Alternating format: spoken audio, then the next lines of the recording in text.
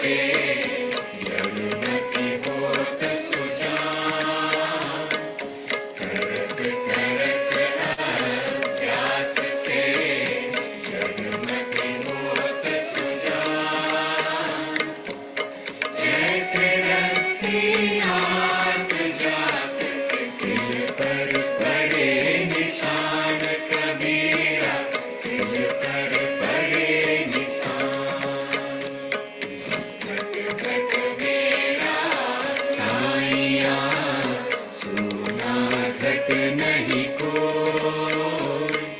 घट घट मेरा साइया, सोना घट नहीं कोई।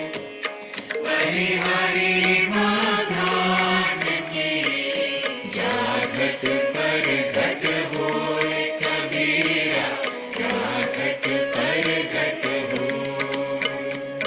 कबीरा मन निर्मल भयो, जैसे गंगा नीर। कबीरा मन निर्मल भयो, जैसे गंगा नीर। पीछे पीछे हरि फिरे, कहत कबीर कबीर कबीरा, कहत Kabir Kabir.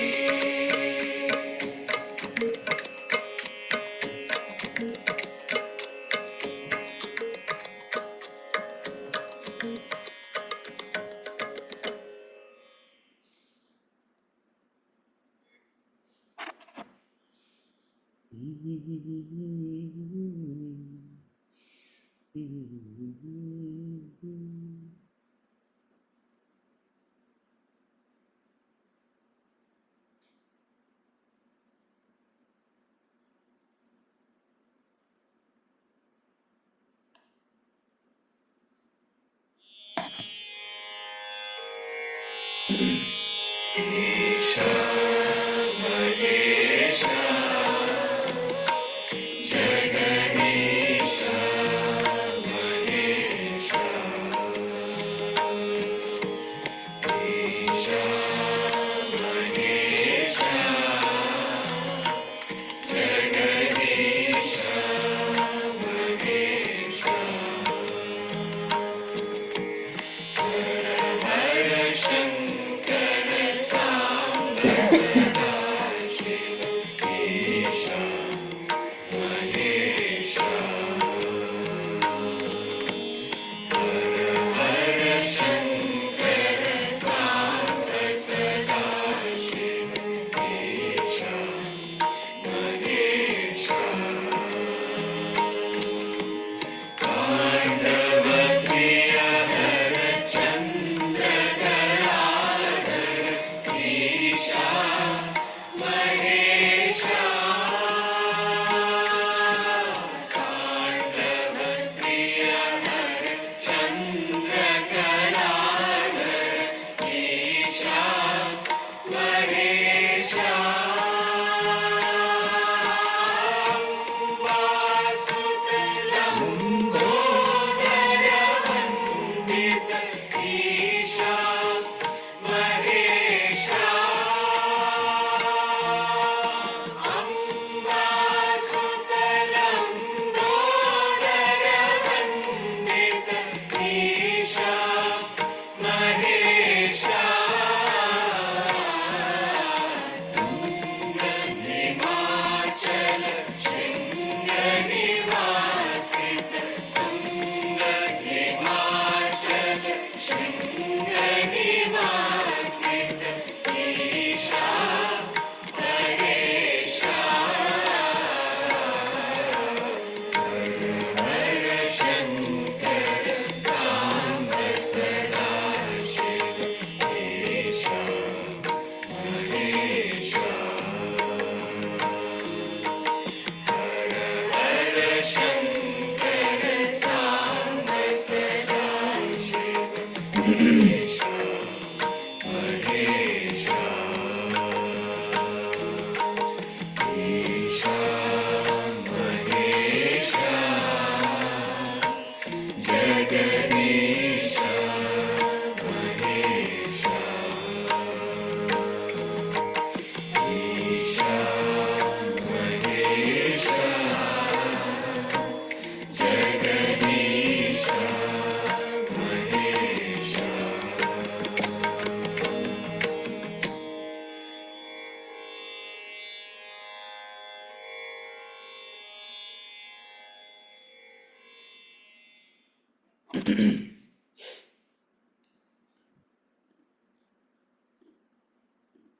Hari Om.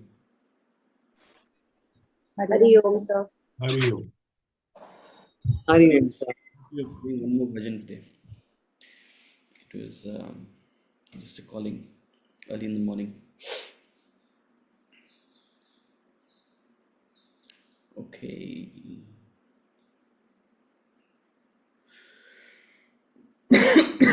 Okay, let's start.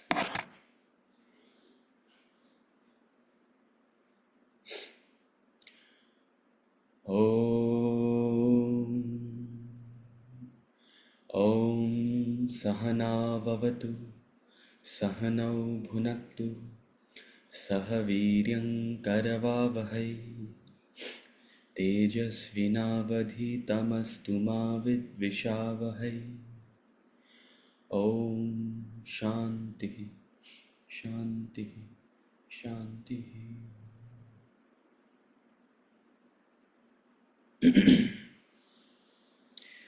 Okay, are there any questions?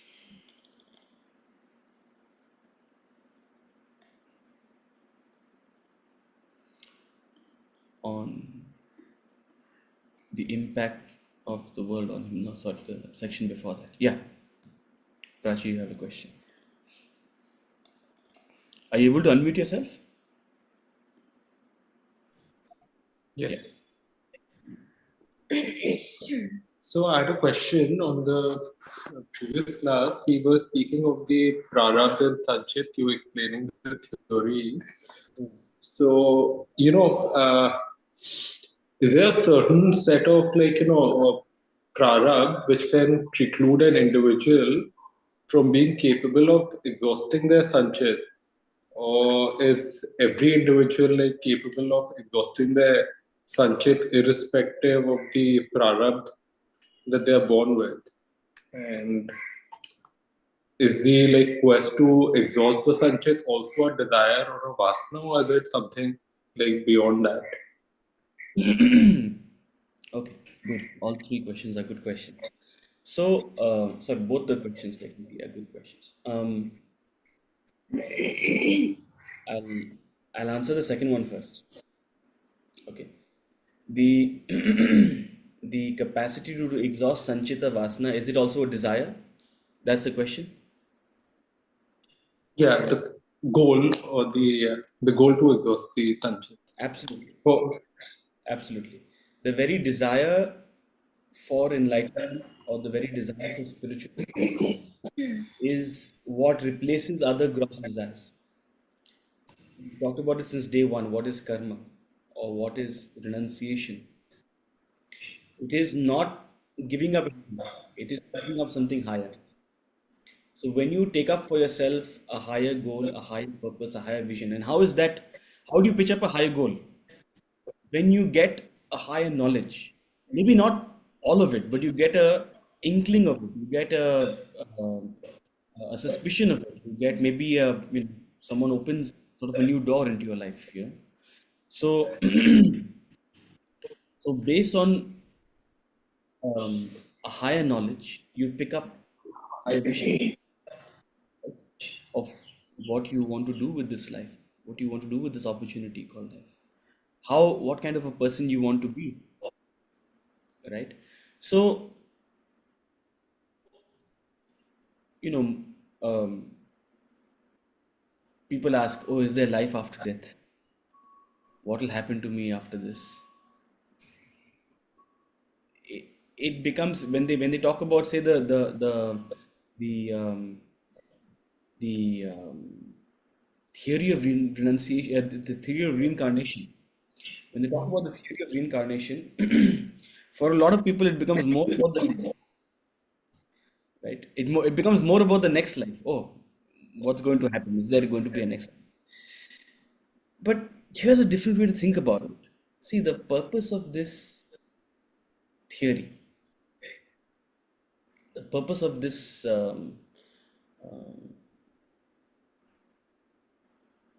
sort of metaphysical concept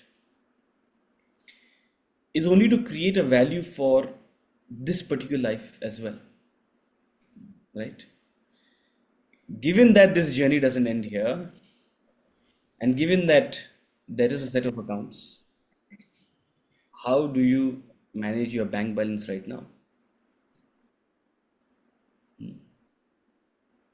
So it's not as important of, oh, is there a life after death, or what will happen to me, or all these questions. It's not as important of exactly what that is as much as what kind of person it makes you today, right? So the purpose of all this knowledge, all these concepts, is to give you that higher vision for today. What are you doing with your life today? And the very desire for sanchita, the very desire to exhaust your sanchita, see, this is again a concept, this idea of sanchita vasanas. But what is it given to you? It is given to you perhaps uh, a direction, or it is presenting to you a direction, right? Um,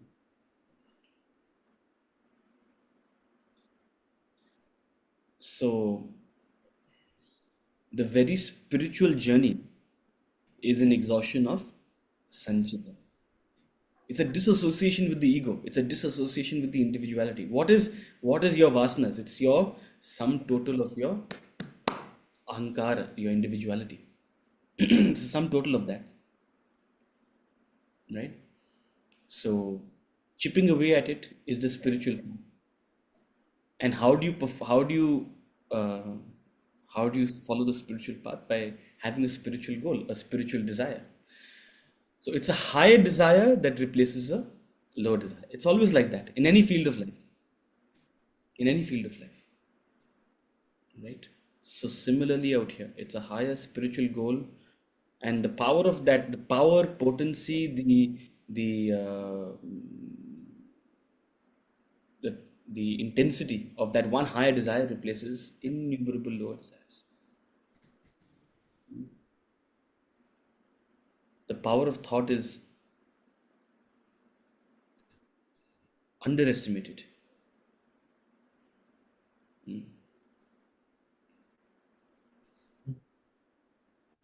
What makes a great individual from a mediocre individual is not so much their skill, but the power of their thought, their belief, their conviction. So if you constantly think, I'm not capable, this is not for me, this is not possible, it won't happen. But if you resolve unto yourself, this is what I'm committed to, this is what I'm going to do, this is how I'm going to make, sure, small incremental changes, but this is what I'm going to achieve. And gradually it adds up. In chapter 3 of the Bhagavad Gita, he says, no effort is lost, not even a single breath is lost. Every effort you put on a journey, it's cumulative. All you have to do is have that vision and set on the journey. So pitch up that higher goal, and you'll see small incremental changes towards exhausting this whole grand thing called Sanchita Vasanas. Don't ask me when it will get exhausted. See, the beauty of change is that it appears immediately. It happens gradually in the back. It's happening right now as you're processing these concepts, as you're perhaps imagining what more can life be. It's transforming your pool of vasanas. But if you bring in a concentration to this process, the process will be much more faster. Your second question of, okay, could there be some vasanas that prevent you from exhausting your sanchita? Absolutely. See, uh, your attachment to the lower prevents you from rising to the higher. So I'm going to demystify this. There's no such, spooky, devilish vasanas. It's just attachment to anything base, anything gross. In fact, attachment at any level. Not only anything gross, attachment at any level. The Upanishad says, Ishavasi Upanishad. This is a quote from the Ishavasi Upanishad. When you are attached to ignorance, you're in darkness. When you're attached to knowledge, you're in deeper darkness. So there could be some vasanas preventing you from exhausting. There could be some really gross vasanas preventing you from even taking up the spiritual journey. It could be keeping you in a complete rut of materiality. There's no concept of, see, the most tamasic person. Yeah. See, I was asking a friend of mine, so what do you think is a spiritual path? What who do you think is a sannyasi? अरे वो है जिसको किसी चीज की फिक्र नहीं है, यू नो, जो बिंदास है एकदम। आई वाज लाइक, यार, टपड़ी पे बैठा हुआ एकदम निकम्मा भी तो एकदम बिंदास है, उसको भी तो किसी चीज की फर्क नहीं है, उसको भी तो कुछ कुछ नहीं पड़ी है। Hmm. The most tamasic person is also एकदम बिंदास। अभी दिल्ली की सर्दी आ रही है, पूरे दिन दिल्ली की सर्दी में wonderful, you know, sunlight that they'll get, आराम से they'll be lying in the, you'll go to any of these parks in Delhi, you'll see a lot of people lying around, किसी चीज की पड़ी नहीं है। So there could be gross tamasic desires which keep you from even pitching up anything higher, forget spiritual. However, you may think, oh wow, this person has taken up the spiritual path, they must be on the right journey, or they can be. Not a guarantee. There's no such guarantee. You can get attached on the spiritual journey as well. You can get attached to the knowledge. You can get attached to the following. You can get attached to the emotion. You can get attached to your deity. You can get attached to the to your आपकी जो संस्था है, किसी चीज को, anything. Attachment can happen at any level. And he says, attachment to knowledge is greater darkness, because it's very difficult to pull someone out of a subtle attachment. It's very difficult. They have to pull themselves out. A subtle attachment, it's like a person who's knowledgeable. It's very difficult to change their perspective. So, so all throughout the journey, you have to maintain a spirit of detachment and a spirit of constant self-correction, self-learning. That's the only way in which you can keep moving. Does that answer your question? Yes. Thank you.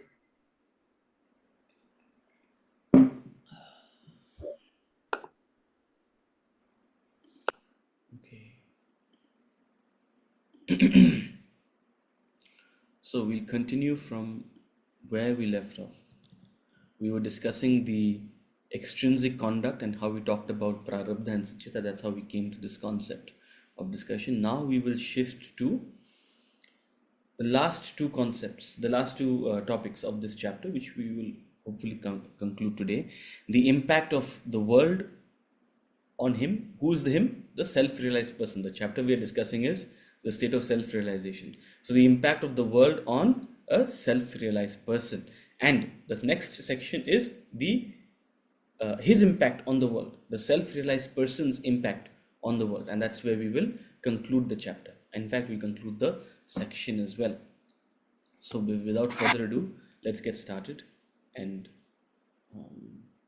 the impact of the world on him. Impact of world on him. The enlightened person revels in the supreme bliss of the self.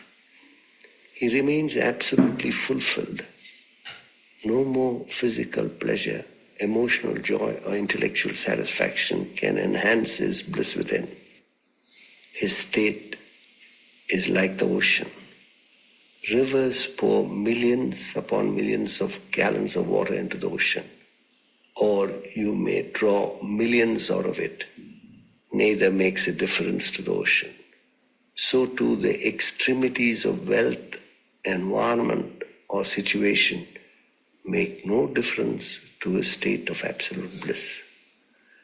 Now observe the life of a lay person. He can take a loss up to a point. Beyond that point, he cannot handle it. He collapses. Imagine a person losing a pen. What is the loss to him? Nothing. It will not break his heart. Stretch it a little. He has his pen with him, but coming out into the car park, he finds that his car is missing. What is the loss of a car to him? It may or may not upset him. Extend this thought further. The car is there, but as he reaches home, he finds his newly built house completely gutted. Everything reduced to ashes. How is that?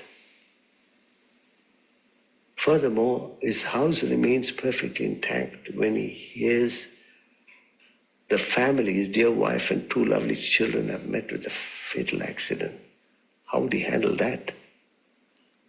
Thus, somewhere down the line, from a pen to a family, something can upset him, shatter him. In contrast, for the self realized, the loss of everything in the world is no loss at all. It has no significance in the boundless bliss that he revels in. Vedanta pronounces an astounding truth that the entire world is unreal, a mere imaginary projection, a figment of your mind. This rigid, stern world is just another dream. The waking and dream states differ only in degree, not in kind. You do not perceive this truth as long as you remain in the waking state. The moment you move up to the fourth plane of consciousness, attain self-realization, this solid seeming world disappears. It turns into a meaningless nothing. See, um, if you look at this paragraph in isolation, and perhaps if this was the first time you are attending a Vedanta class, this is the reason why this is coming up in chapter 15 and not in chapter 1. Because if you read this paragraph in isolation, you would think, yeah, what a heartless person. Everything is being shattered around him and he's reveling in bliss. What kind of bliss is this? Yeah, I don't want this bliss.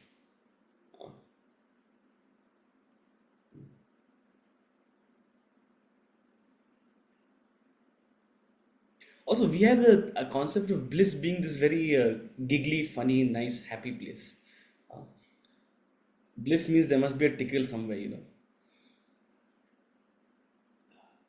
So they're all connotations which, perhaps I'm going to try to clarify, right? And the thing is, here he's only talking about negative experiences. The same is true for positive experiences. It's just that the example is better conveyed with more um, power when it comes to the idea of loss. People exaggerate what they are capable of. Yeah, it's not going to affect me. When it comes to something positive, but something negative, it pierces, right? So the idea trying to be conveyed is a person's complete objectivity and detachment. What is the impact of the world on a self-realized person? The idea being conveyed is that they are at such a level it doesn't matter. It's another way to compare it is, what does a silly game played among children matter to you as an adult right now? How does it matter? Please don't tell me that today, if I were to put you along with your children or your grandchildren to play Monopoly, you would fight with them. Huh? No, you should compete, but at least वो बेचैनी नहीं होगी, right? If you can go back to 15, 20, 30, how many ever years ago you used to ever play Monopoly, if you ever did, or whatever game, try to perhaps recall that feeling you had when the game really mattered to you, its outcome really mattered to you, versus now.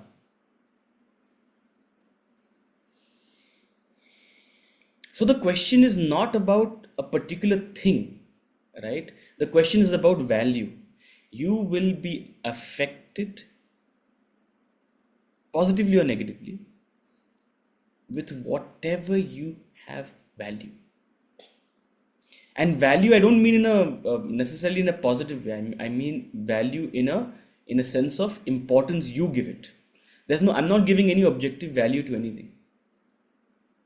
Here we are simply talking about value in terms of the importance given to something. So what is the value you give? What is the importance you give to something?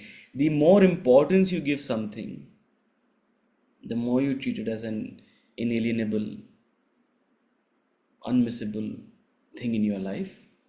To that extent, you will be affected by it. To that extent, it's an attachment. Now, as you grow on the spiritual journey, this detachment doesn't happen overnight, first of all. And at the same time, it's a gradual process, right? You blend into this detachment. So while uh, I'm only clarifying because this paragraph may sound heartless, but it's actually not. It's actually not. See, at some point, forget self-realization. Even in your maturity as an adult, even in your maturity as an adult, you require a detachment from the other, from your own partner, from your own friends, from your own family members. At some point, you have to understand they are their own person dealing in their own journey. They will make, they will do good things, they will make gross mistakes. To what extent can I or should I be affected by it? The earlier you learn this lesson, the better for you. Otherwise, other people will be eating हरी मिर्च and you will be getting आपका मूल जल रहा होगा, right? That's the thing. Other people are doing silly things. Other people are making stupid decisions, and you're getting affected by it. The funny thing is that it happens all the time because we give all importance to that person or that thing, and हमने ठेका लेके रखा है what that person should be or should not be. We get upset by the slightest of things. So the important point being conveyed is objectivity. What is the impact of the world on such a person? This person is unperturbed, undisturbed. Why? Because they enjoy objectivity, because they have a sense of detachment. It's not a heartlessness.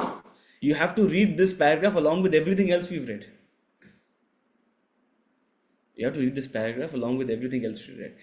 See, ultimately, no matter how many words I speak, I have to find poetry, and this section will end with a beautiful set of lines, right, which Oliver Goldsmith has written, and that will best convey what I'm trying to convey. That there is love, there is affection, there is oneness, there is complete dedication also. उसमें कोई गुंजाइश नहीं होगी, but there is detachment, brutal detachment. I've heard Swamiji say this. Sounds brutal. See, it shouldn't be taken out of context because it was said to someone at a very specific time. He told this person, listen, if you fall dead in front of me right now, it won't make a difference to me. His student of 20 years. Swamiji telling his student of 20 years, if you fall dead in front of me right now, it won't make a difference to me.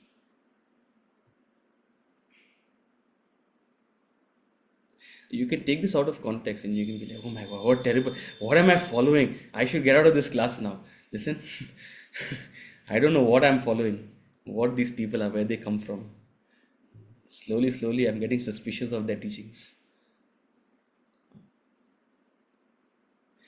Of course not. If that person shows the slightest irritation, Swamiji will be the first one to take him to the hospital. Huh? When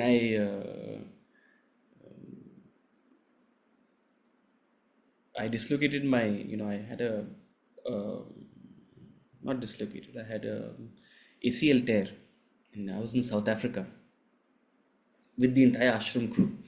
We had gone, those are the good days of the ashram. Swamiji used to take us on one trip into like a set of people, and to be in the elite group of the ashram, we had to play cricket. So those were the only years I played cricket. And once in maybe, couple of years, we would go on an international trip. So wherever Swamiji would travel for a lecture series or whatever, he used to go for a 10-12 day trip. We used to travel. So I traveled once to South Africa, and as luck would have it, in one of the matches, I was already carrying an injury, and as luck would have it, in one of the matches, my knee locked. I was running and my knee locked. I couldn't move it. I was like, my knee was bent, and oh my God, what's happened? I thought, okay, simple, something must have happened. So they took me to the hospital, and the doctor said, it's done. You need surgery. I was like, what? I need surgery? I'm sitting in South Africa, and, you know, of course, there are a lot of people around me to take care of me, but I had no idea how to comprehend that. And it was Swamiji who, of course, through his context, found me a very good doctor in Mumbai through reference. And long story short, I flew a couple of days later to Mumbai on I was on a wheelchair. That was my only time on a wheelchair on a flight and all that stuff, and got a surgery. The point I'm trying to make is that it's not that there is a lack of concern, but there's a lack of affectation. Was Swamiji awake that night thinking, oh my God, he's had an ACL tear?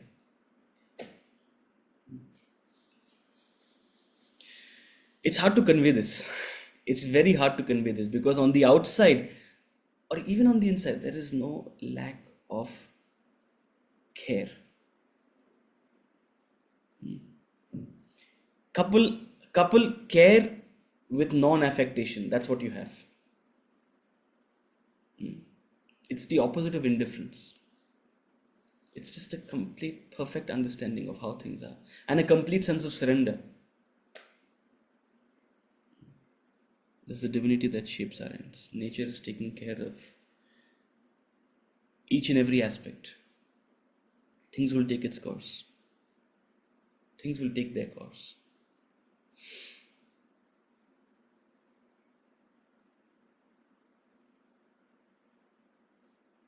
See, without this sense of surrender, you'll not be able to deal with any major event in life. And there will be good things, there will be setbacks. Without the sense of surrender, without understanding that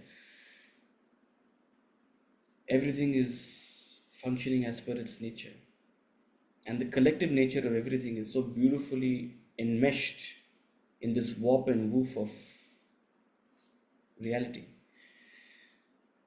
Just be a witness. Just be a sakshi. Just watch it. Play your part, and the rest of it watch. It's like a movie on screen. Your life is like a movie on screen.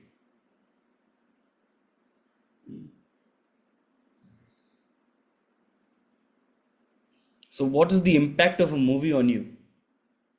My question is, what is the impact of a movie on you? What was the impact of Stree 2? Anyone watch Stree 2? Huh? Anyone watch Stree 1? You should watch it. It's fun. It's comical horror. The best way I can describe it. Comical horror.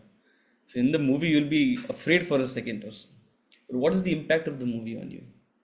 As long as it was happening, you were enjoying it. That's it. You're watching it. Something terrible is happening, you're enjoying it. I'm not asking you to be sadistic about it, but life is like a movie on screen. All the world's a stage, and all men and women merely players. तो ये understanding, ये बात आप बहुत बार बोल दी हैं आप ये बात, बट ये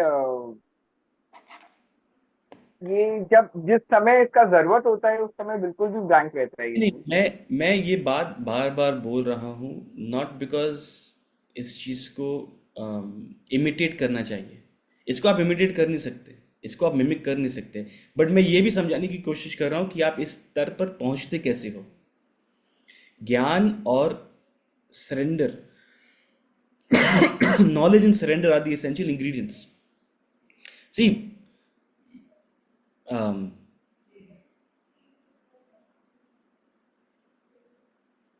many a times, um, see, when you start off with anything, you think you are in control. You think you are the architect of it all. You think you're managing it all. And through knowledge or through experience, life teaches you that actually what's in control is life, not you. When you learn those lessons, automatically an objectivity comes. That's maturity. What else is maturity? So, someone can mature at the age of 25, someone may not even be mature at the age of 75, right?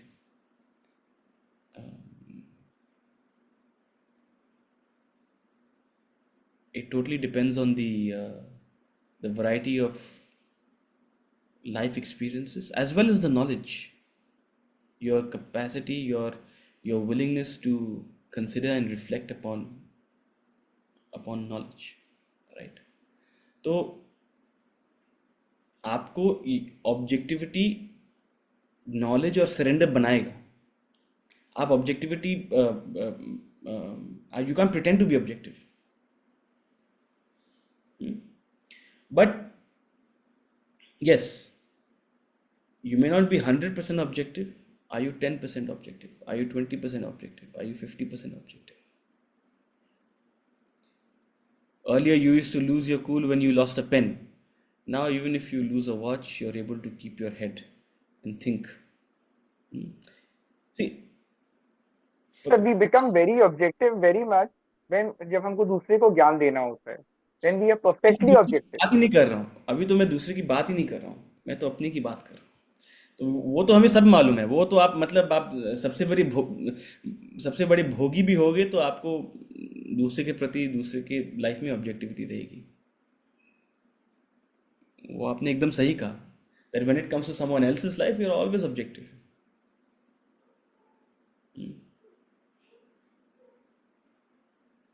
We need a little more empathy when dealing with others' problems, and a little more objectivity when dealing with our own. Little more empathy. Why? Because we have to put ourselves in their shoes when they are dealing with the problem. Then we know what all they are going through. Then we'll be able to give them our measured guidance and our support. But we become complete objective.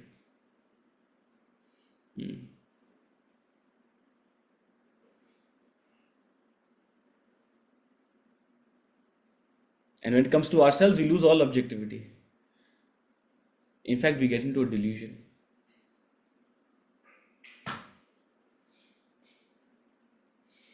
Get into a complete delusion.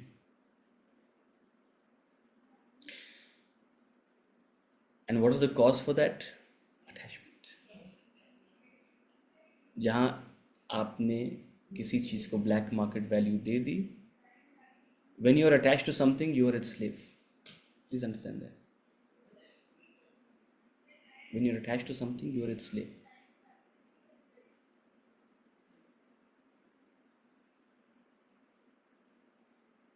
So objectivity is a result. It's not something you can practice. आप ये बोल सकते हो and मौके पे तो मेरे से होता नहीं है. ऑफ कोर्स क्यों नहीं, कैसे होगा? आपने प्रिपेयर किया है उसके लिए? आपने खाली सुना है, हाँ 10 तारीख को एग्जाम है, 10 तारीख को एग्जाम है, 10 तारीख को एग्जाम है. ये बार बार सुन करके अगर आप एग्जाम हॉल पे जाओगे एंड यू से अरे मुझे तो कुछ नहीं आता. सबको मालूम था 10 तारीख को एग्जाम है. क्या आपने प्रिपेयर किया? have you have you learned? Have you lifted yourself, right? So objectivity is a result. You can't wish this upon yourself, that oh, I'll be completely calm and poised. In fact, speaking from experience,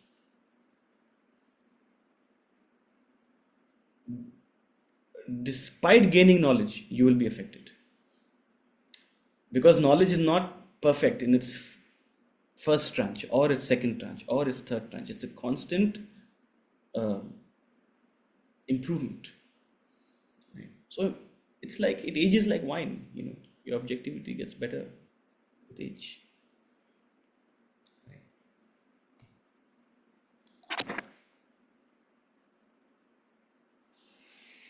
You get a glimpse of this staggering truth by comparing it with your personal experience of the dream world. As long as you take the position of a dreamer, the dreamer finds the dream world to be real, as solid and stern as the waker finds the waking world to be.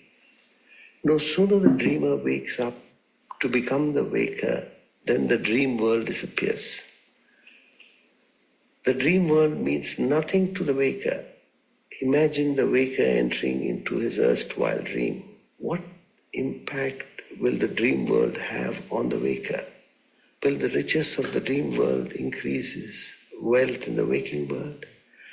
Will the joy and sorrow of the dream mean anything to the waker?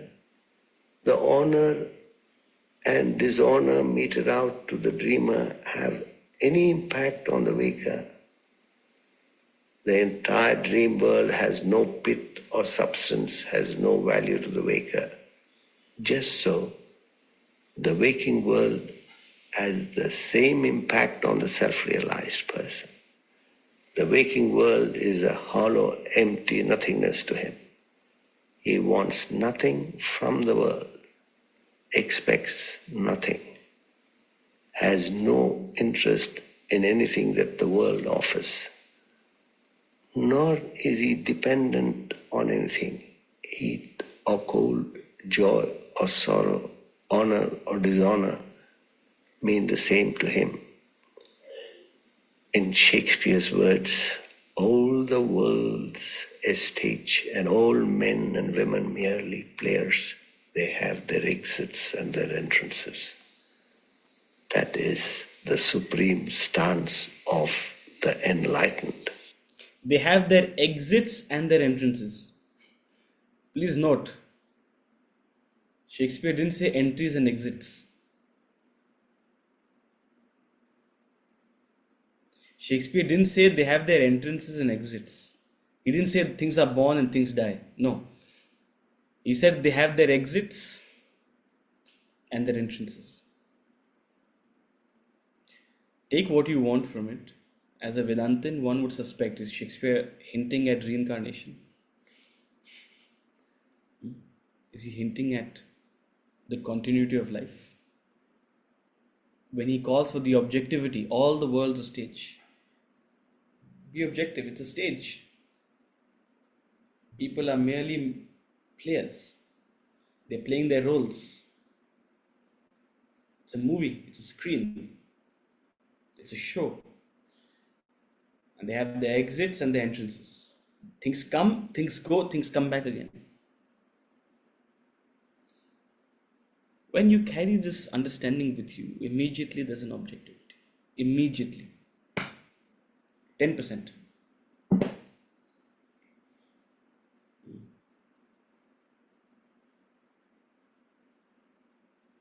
Manasi vichintaya varam varam. Manasi vichintaya varam varam. Shankaracharya says, think about this again and again. Keep this thought. Hold it with you. Keep it close to you. See, Delhi अभी दूर है, right? If this is disturbing to you, don't worry. मुझे तो बहुत अभी तो बहुत पड़ा है मुझे enjoy करने का जिंदगी में. You might think, don't worry, you'll enjoy everything. He's only talking about a person who's grown up. He's talking about a person who's grown up. If you want to grow up, you'll be able to attune to this. Just as we grow up from our childhood, just as we grow up from our youth, we have to grow up from this base human instinct as well. We have to grow up from this individuality. We have to grow up to the stature of an enlightened person. One who is ready to grow up has this frame of mind. All the world's a stage. See, remember when we talked about this concept earlier also, I said it begins with a suspicion, it grows into an understanding, it develops into a conviction, it culminates in a realization. So depending on which stage you are in, if it's a suspicion, it lends a certain sense of objectivity to you. If it grows into an understanding, it does a greater objectivity. If it's a conviction, you're as good as realized from a practical perspective. If you have conviction of this concept of waking, dream, deep sleep, turiya, then for all practical purposes, you're self realized. How else will you view the world? It's a dream. And once you're enlightened, it's a realization. So, the waking world does not affect the self realized person. The waking world does not in any way affect the self-realized person. It produces no effect on him.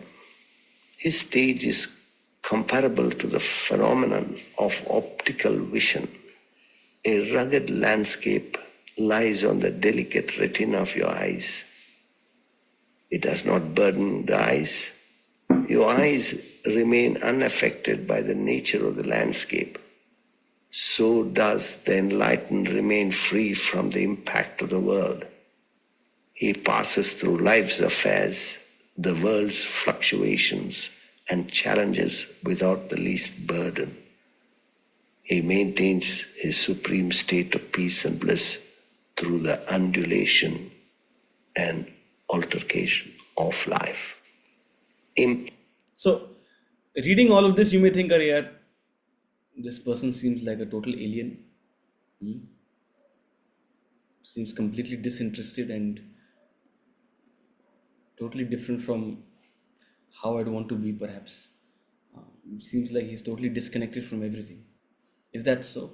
Absolutely not. This is just the impact of the world on him, but they also have an impact on the world because while internally they have this sense of objectivity, they're completely involved as well in the world. They are playing their role and they're playing their role beautifully. In fact, the kind of impact they have on the world is long lasting. It's a long lasting impact. It's it's a it's a profound impact that they leave through their example, their actions, and their experience in the world. Impact of world on him. Chapter 6. Impact of world on him. The enlightened person revels in the supreme bliss of the self. He remains absolutely fulfilled.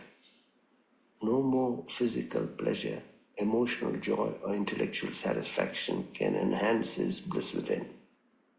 His state is like the ocean. Rivers pour millions upon me burden. He maintains his supreme state of peace and bliss through the undulation and altercation of life. Impact of world on him. Okay, I think there's some issue with the recording, so I think they've skipped this section. I'll give them this feedback. But it seems that this section is repeated twice in the recording. No issues. This is a chance for us to practice our elocution skills. So, would anybody like to volunteer to elocute, to be to? I don't know if that's the word. Anybody volunteer to read his impact on the world? Yeah, I'll read, sir. Yes, G. His impact on world. The world is made up of good and evil. Righteous and unrighteous forces have been conflicted with each other from time immemorial. Neither of them has succeeded in destroying the other completely. There can be no good or bad alone, since the world is constituted of pairs of opposites, dvandva. Thus, from the very inception, virtue and vice are the wraps and hoops that have patterned the world. These opposing forces have been in the past, are so in the present, and will continue in the future. Religions symbolize them as God and the devil. The Bible speaks of the conflicts between the Satan and Christ. The epic Mahabharata recounts the proverbial war between the evil Kauravas and the virtuous Pandavas. The Ramayana portrays the battle between the demon Ravan and Lord Ram. John Milton's epic poem Paradise Lost describes the war between the demons and the gods. History has shown no god person could exterminate evil and establish goodness alone, nor could the devilish person wipe out goodness and establish evil alone. At best, they have succeeded in strengthening their trait and weakening the opposite. Thus, the role of the good and evil would perpetually alternate in the world, whereas yours is to rise above them and reach the divine core of your personality. So, this world is made up of good and evil. Good and evil are an essential ingredient of the world. You can never have a completely good world, you can never have a completely evil world. See, we are given this concept of heaven and hell. We're given this concept of, a so-called mystical, wonderful world and a so-called terrible, terrible hell. But what you have to understand is that the world is both heaven and hell. It's not a geographical place. The bad of the world, the evil of the world has been symbolized as hell. The good of the world has been symbolized as heaven. And both forces are acting upon you at the same time. Question is, which one is greater?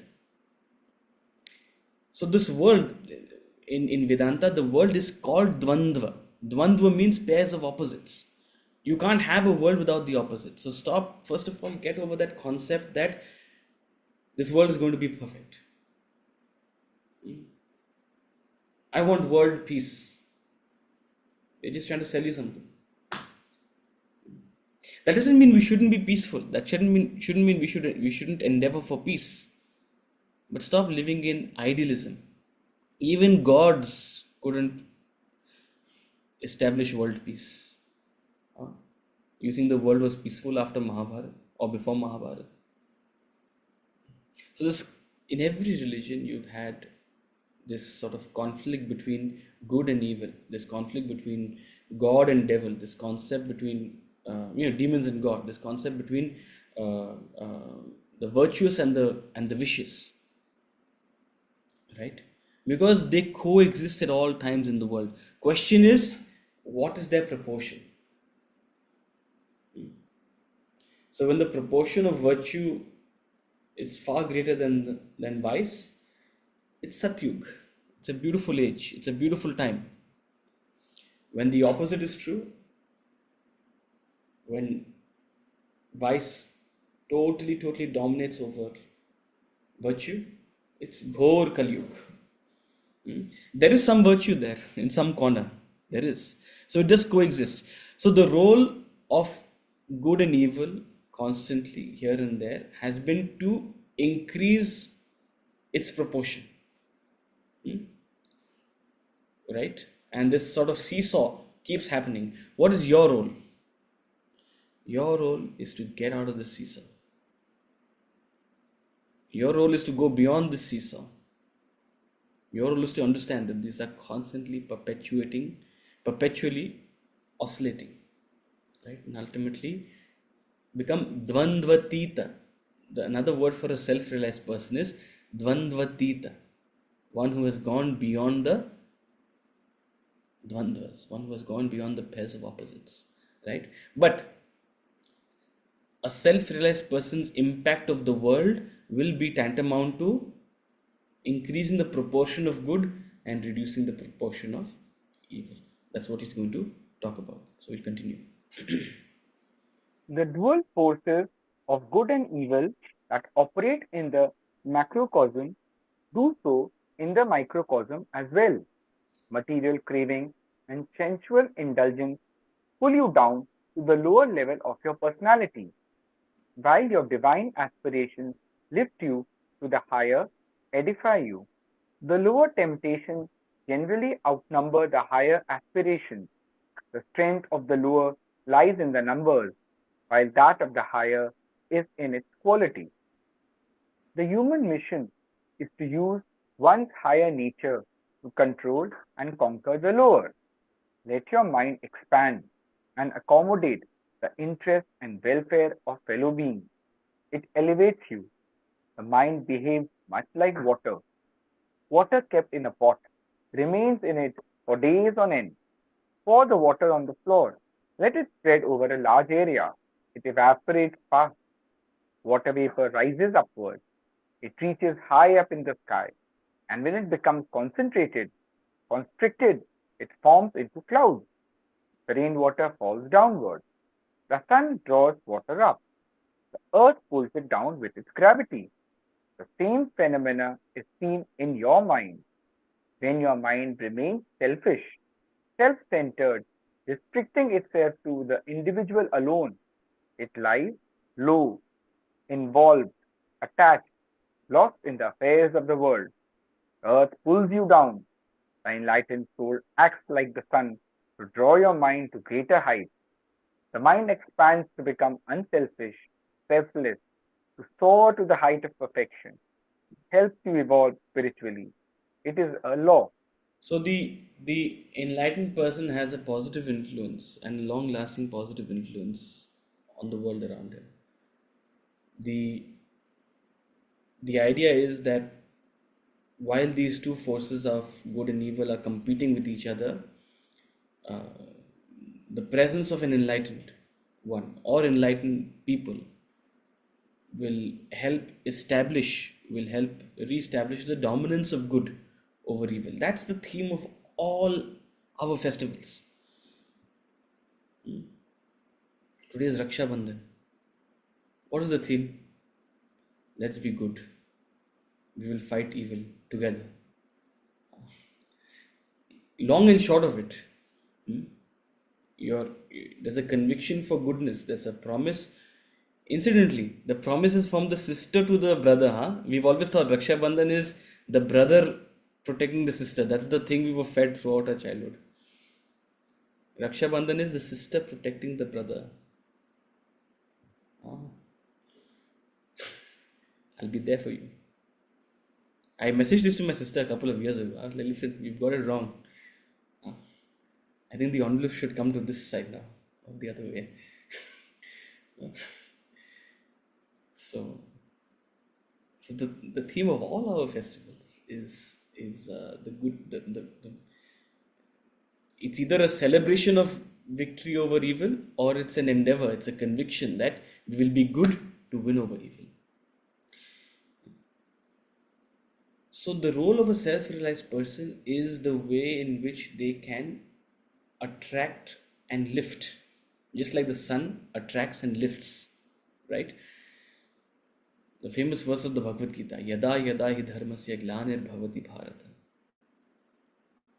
Wherever there is unrighteousness, wherever the dark clouds of unrighteousness have completely dominated the world, I will come.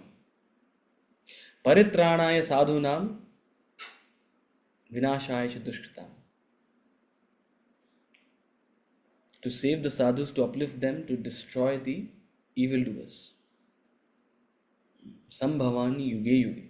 In all ages, not once, not twice, in all ages, at all times, whenever there is a fall in righteousness, a self-realized person, the Lord in the form of a self-realized person, that's the meaning. Lord doesn't mean someone with wings and 20 arms will come. No, the Lord in the form of these spiritually evolved individuals will come and uplift the world, either through their teachings, their knowledge. And this country in particular has been gifted by such individuals from time immemorial. From time immemorial. Among a lot of people who pretend to be enlightened, there are truly enlightened people also who deeply, half of them are not known. Don't make me count because half of them, most of them are not known. They serve in pockets. They serve in pockets. So So the enlightenment can be a householder. We don't know them. We may be we may be a relative also, but we never look them from that kind of because we don't have that knowledge. absolutely, and that's why you have to see. Here's where the sense of surrender comes in. What has the Lord said? The Lord has said, "I will come." Now, what form in which I will come, I'm not going to tell you. You don't know. Uh, Maybe they'll come in the form of you. Maybe if you lift yourself, you can do God's work, as they say. Hmm? I'm doing God's work.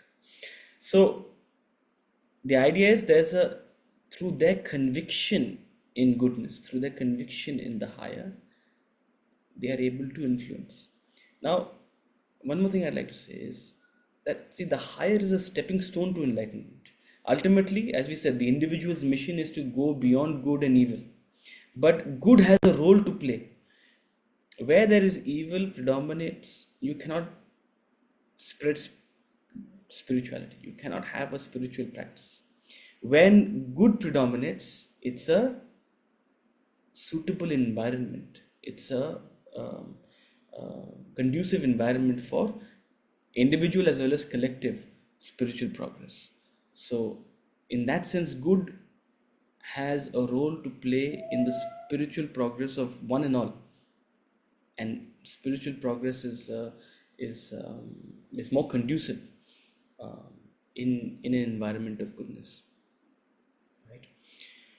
Okay, so in truth, the sun does everything in the world, but remains unattached like a witness. It sheds luster, supports life everywhere, provides vegetation, causes water to flow, the winds to blow, the earth and planets revolve around it. It is the center of everything. Such is the glory of a God person, an enlightened person. His presence sets everything right. In His divine presence, righteousness prevails. The world is no longer gripped by worry and anxiety, stress and strain. People turn towards the self within. Such is the impact of a self realized person upon the world. They are like the sun. They nourish you, they support you, they uplift you, they heal you at all levels. So collective impact, the impact on the collective is enormous. See, think of it the other way around also. Anybody who has an enormous impact, they have a godlike power. They have a tremendous power. The point to note is that the sun remains unattached like a witness, a sakshi. You have to develop sakshi bhav. You have to develop the objectivity in order to be able to have this impact.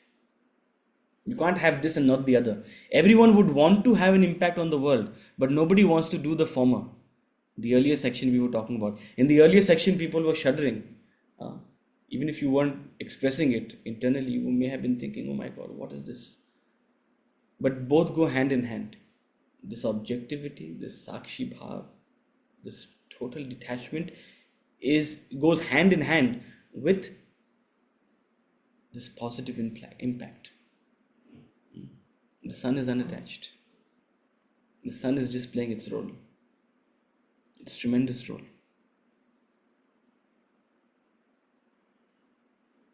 And there's no concept. There's a beautiful quote by, I think it was Rumi or one of them. It says, even after all these years, the sun never says to the earth, you owe me.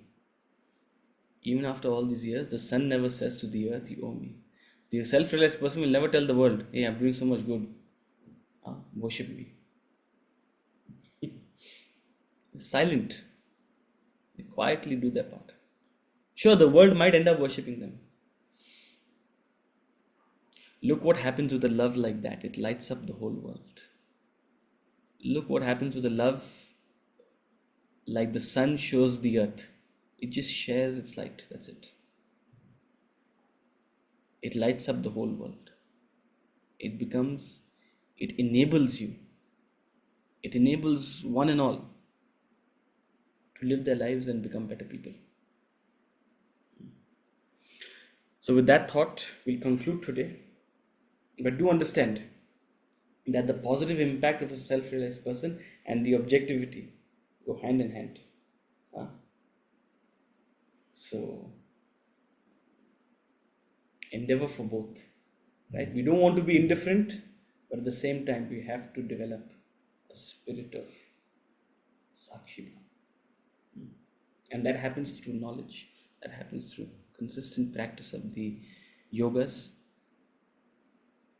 Even on the journey of enlightenment, you may not even have reached enlightenment, but you'll see these traits develop in you, and naturally you'll see the impact you will have on the world around you. You'll see the impact you'll have on your own family members. You'll see the impact you'll have on your own friends, on your own family, on your own workplace, on your own colleagues. You'll be a force of good. You'll be a force of stability to be able to support them. That is going to be your impact on the world as you grow spiritually. With that thought, we'll conclude, and next class we will start section 3. So now we'll move into section 3. Section 2, I'll just quickly recap. So section 2, what did we cover? We started with the human composition, and understanding the human composition objectively. We have to get through a self-analysis of what our individual composition is, what is the quality of our individuality, right? We also needed some understanding of the concepts of the states of consciousness, waking, dream, and deep sleep. And based on this understanding, objective understanding, and the self-analysis, we got deeper into the study of the yogas, the essential spiritual disciplines to help us grow, help us take us from our current composition, our current level, to a elevated level, right? When we practice the 4 yogas with a sense of consistency, um, we will grow into a state of renunciation, a mental withdrawal, a sense of dispassionate detachment. In that detachment, we are able to practice meditation, and through meditation, we attain the state, the glorious state of self realization. That was the entire journey, the individual journey packed into section 2 of this book. Right now, we'll move into section 3, where he'll talk at a deeper level of some of the more philosophical concepts. We'll talk about the law of causation, karma, which of course many of you will be familiar with. We'll talk about the theory of perception and the concept of Maya, ultimately culminating in the idea of the supreme reality, self realization.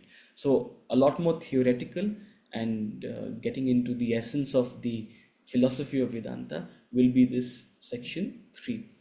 So, hope you're enjoying and hope you continue to enjoy. We'll see you again on Wednesday at 8 a.m. So, Hari Om, have a good day, have a good couple of days. Hari Om. Hari Om. Thank you, Thank sir. you.